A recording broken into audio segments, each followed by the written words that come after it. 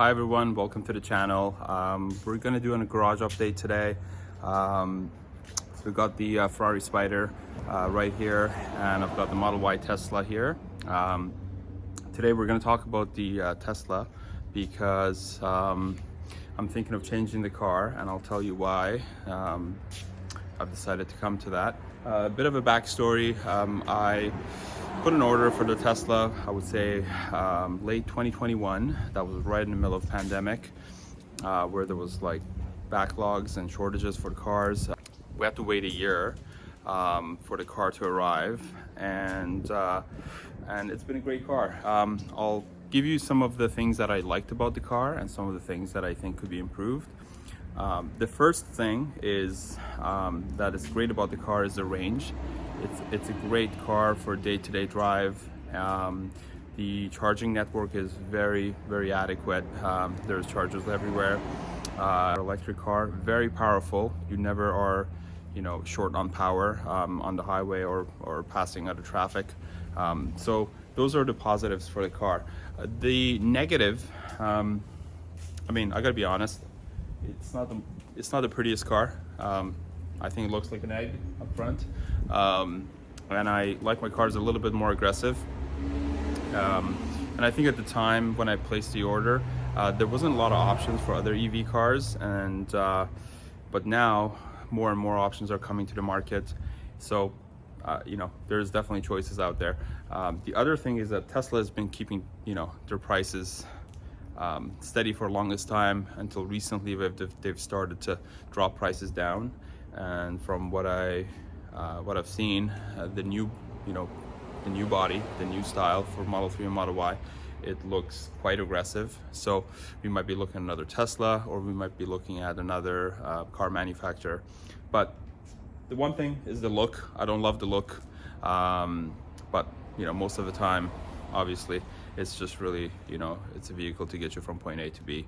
The other thing I don't particularly enjoy is just the driving feel and the passion of driving. There's no drama, there's no sound in this car. It's really like driving a robot. It goes very fast, but there's no fuss. So that's probably one thing that I probably have to get used to, driving an EV car. But I definitely recommend driving an EV for day-to-day, daily driver, because it just makes it so convenient when you don't have to visit a gas station. And the last thing that I think it's limited particularly to Tesla and their cars is just the interior. I understand Tesla is a high-tech company. They're not necessarily a car company. So how fast their screens and how fast their sorry for the noise. How fast their platform and the updates work, it's great. But in terms of just kind of looking inside the car and the cabin, it doesn't look like a typical car. The one thing I've noticed that when you drive at night, normally you would have your instrument cluster right in front of you, but it's quite dark. I can't even see my hands on the steering wheel. It's just the design of the car. You've got the one screen in the middle, so it doesn't particularly look like a car, but it's very efficient, and I think I miss the style and kind of a bit of a luxurious interior for your daily driver. So here's a quick rundown of the simple modifications I've done for the car. Generally, I don't keep my cars super modified. I like to keep them pretty stock, or any modification that needs to be done, I prefer it to be reversible. The first thing is this little spoiler. I got it from eBay. It comes in matte black or glossy black. I was kind of surprised how well it stayed on. It's been on there for a few months. It's got a really cool, aggressive look to it, if you see it from this angle. And it was probably around $100. So I think it makes the car look very sporty, and it's not going to break the bank for you. The other thing that I really liked was these mats, the all-floor mats. I'll link all these products down in the description on Amazon. It's a 3D mat. These are holding up great. As you can see, it's very retentive. Pretty much brand new underneath there. highly recommend it. I also have a set for inside the car. That's another modification that was done. The next thing is these mud flaps. I think because of the shape of the car and how low the car is, there's a lot of damage that happens in this rear panel here. So you can get 4 sets or 4 individual mud flaps all around the car that will protect the paint. I think the car comes with the front one, so I've left the front ones there already, but the kit you can get, it will come with 4. Right off the factory, you can see there's that clear film that's meant to protect the paint for the front part. So that's all taken care of. But the rear, I think that's a good addition to your car to keep it looking brand new. The next thing was, I've been watching videos, and they highly recommend, just because of the shape of the car and how there's no grille up front, to put clear PPF film. So I installed the PPF film, which is, it's almost invisible. You can't really tell. They've even done the headlights. This is kind of the junction for that.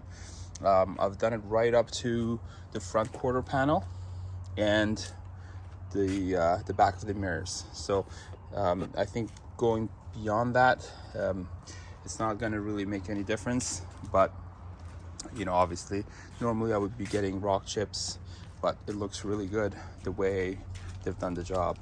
So let's look at some interior additions, and so that's it for the exterior. All right, so in terms of the interior, it's relatively quick and simple. Like I said, I like to keep my car stock. The first, I think, addition was the protective film that's on the screen. It really does reduce fingerprints on the screen, and it doesn't make it dull looking at the same time. Also, it protects the screen against accidental hits or fractures. So I think it's definitely a great investment that you would make on your Tesla. The next thing is this car doesn't really have a lot of storage, and I think it comes pretty bare. It comes pretty bare. So there's a lot of customizations that you can do.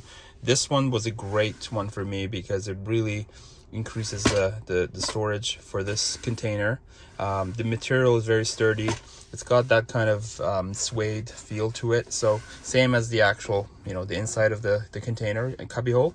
So I would definitely recommend that. You can also buy kits of these for, multiple storages, for the cup holders on the side. And the little tiny storage on the back here, you can get that as well. And then next modification was this cup holders, which has been a lifesaver, and it actually does come with a little bit of a garbage little container there in the middle. What you realize is when you actually don't have this, the stock cup holders are way too big for your water bottles, so they're going to be flying everywhere. So when you put something like this actually does expand if you have something that's a bit larger. So highly recommend this, and it's very clean. So those are the things that I think could be improved. So the search is going to continue. Put your comments below if you have any recommendations what I should be getting for a daily driver EV. Feel free to subscribe to follow my journey. I'll probably be making some videos about the Ferrari at some point, but I think Tesla is going to be the one to go first. All right, I'll see you in the next video.